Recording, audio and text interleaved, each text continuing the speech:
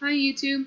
What's responsive web design and why should we use it? Responsive web design is used to provide an optimal viewing and interactive experience.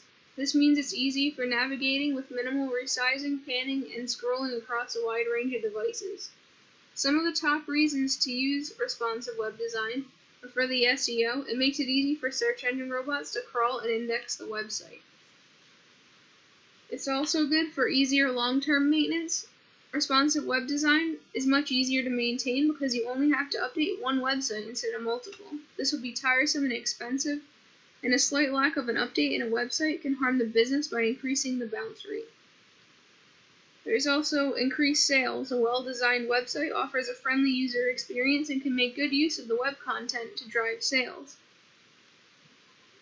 I'm going to start off with some code where you need to add in your meta description. This meta description is a content equals width equals device width. By doing this, we're telling the phone, iPod, tablet, or whatever device that the content needs to be equal to the width of the device width. So here in my CSS, I have a container, a menu, a sidebar, and the main body. And here in my HTML, the container is what is around all of my content. Inside my container, I have my sidebar, main body, and the menu. The container width is 1200 pixels with a margin of 0 in auto. These two properties make it so that the whole container is a width of 1200 pixels, and this margin makes it so that it's centered in the middle of the browser. Now I'm going to show you the code before I modify it. Come over here and use a developer. There's a responsive design view, and you can see that it is not responsive at all.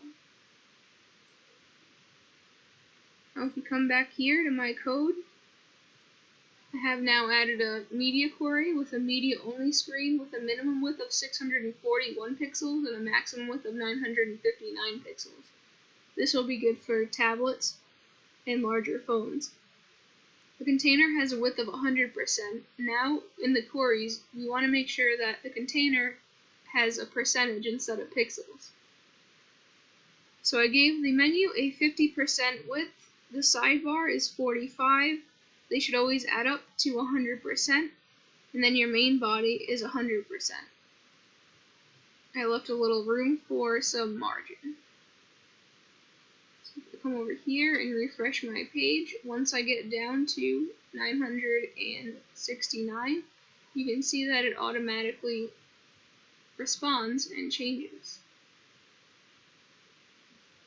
Now the next media query that I have put in here is for a maximum width of 640 pixels. See right here, the minimum width is 641, so as soon as now we get to 640 with smartphones, the container has a width of 100%, the menu has a width of 100%, so does the sidebar and the main body. Thus meaning that everything is going to be stacked on top of one another. I'll refresh the page. Now you can see as soon as I get down to 639 pixels, it stacks on top of the rest of the content, and once you get to 640, it goes back